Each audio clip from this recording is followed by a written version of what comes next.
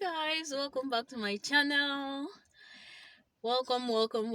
If you're new to this channel, welcome. Like and subscribe. It's actually free of charge, and if you're a returning subscriber, thank you for staying with me. It's nice to see you guys again. Actually, I can't see you, but it's nice to get through to you guys again. And then if you're here because of this video, because of the title of this video, welcome. Sorry, I'm busy looking at myself, but then I think the lighting of the car is actually nice. I ran away from home because of the distractions. There were so much distractions there, but then I think filming in the car too is actually nice because the lighting isn't bad. So if you're here because of this video, welcome.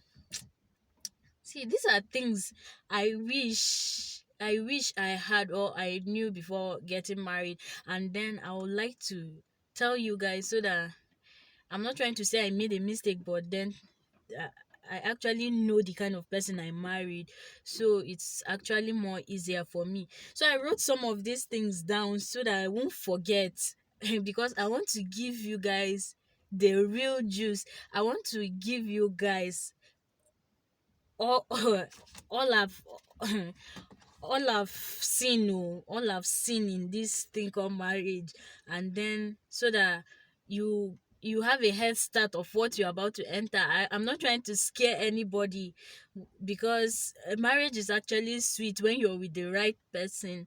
The first point is that you have to look for something doing as a lady.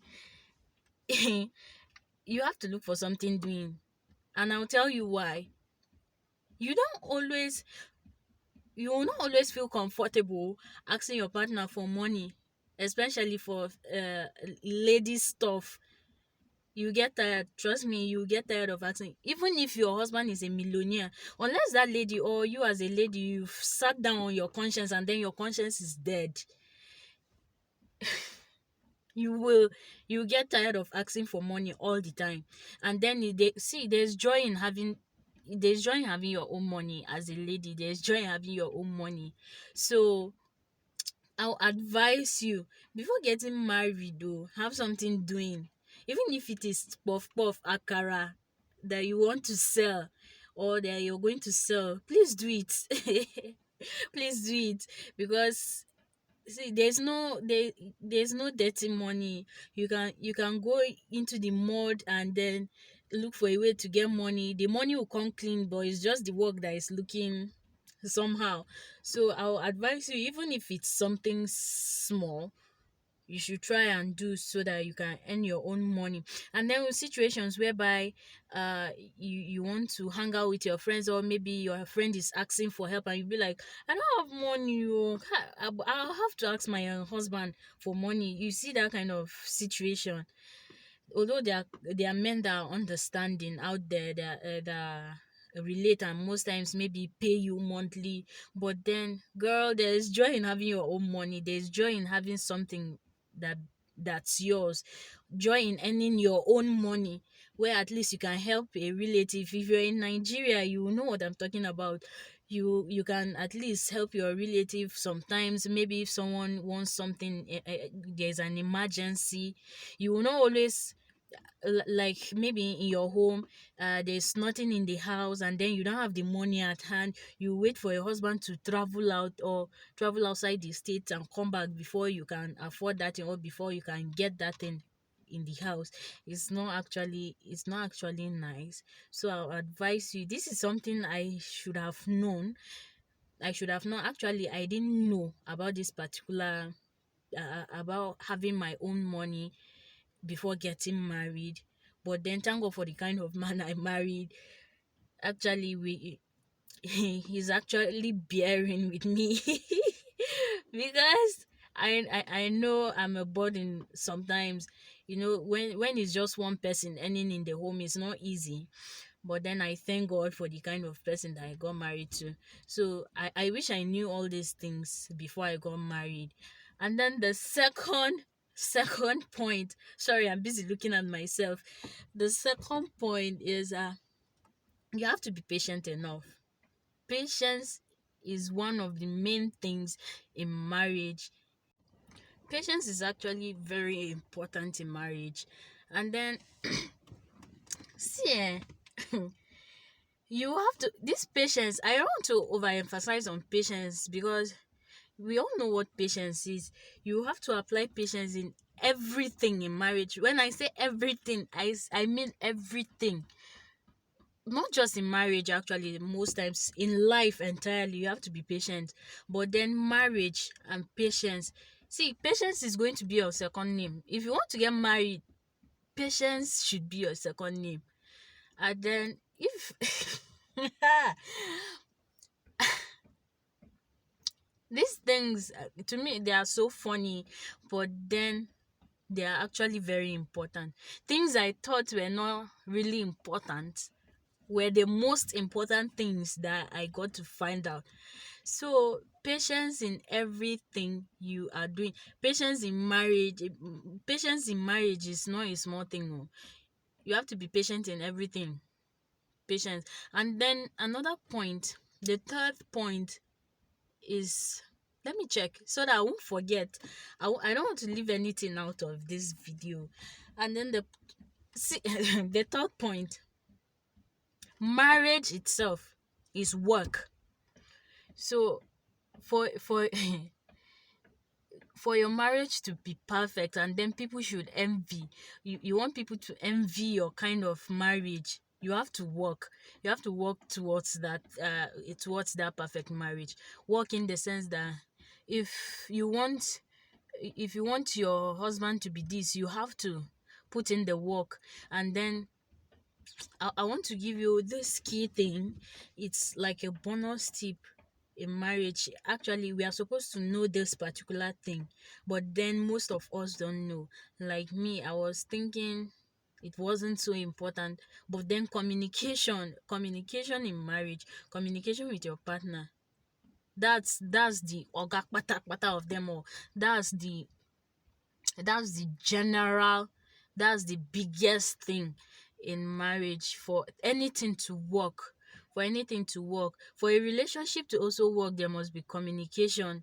If communication is cut off in a relationship, that will be the end of it. So in this issue now, if there is communication, and then if there's a perfect communication, not someone that you get married to and then you can't express yourself properly. If there is a proper communication, trust me, working in a marriage is not going to be difficult.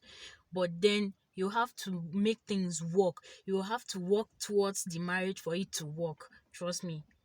I don't know if you're trying if you get what I'm trying to say, but you have to work for your marriage to work.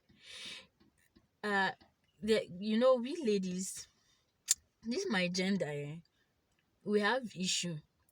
We're kind of people that if we are wronged, we just go in, we start keeping malice with people, or we start giving attitude.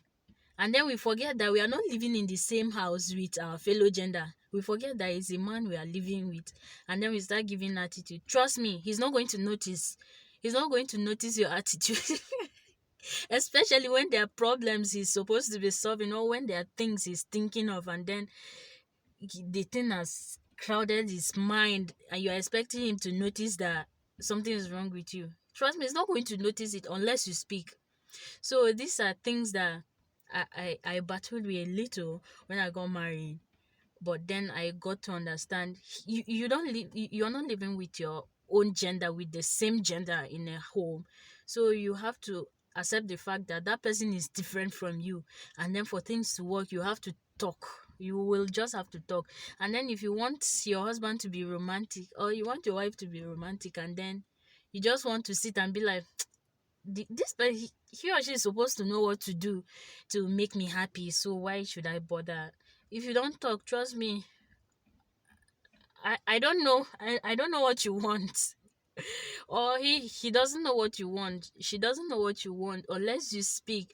So these small points that I'm giving out, I wish they are of help to you. If you're married or want to be married, these points are really very important in relationships. And I want us to have it at the back of our mind that these things these things actually work both ways. If you're a man, you have to apply them. If you're a woman, you don't you wouldn't want to be like, these things are only meant for men to do to women, or these things are only meant for women to do to men. But then as a woman, in Africa now, you're if you're in Nigeria, and you should, as and a lady, you should know what I'm talking about. You know that they expect more of you.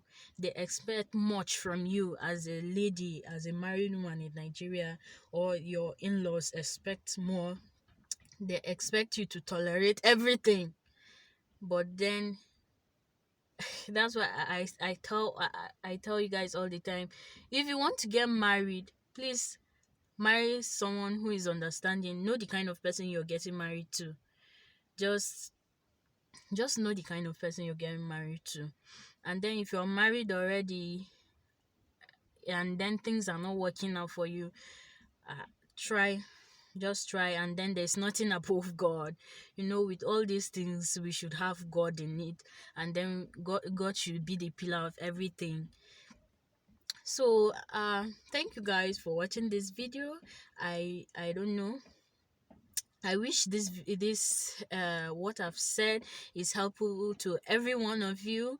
And then if you like my video, please like. Don't forget to like or subscribe. As I said, subscription is actually free. Subscribe, and then comment down below on what you want me to talk about, or the kind of things you want me to talk about.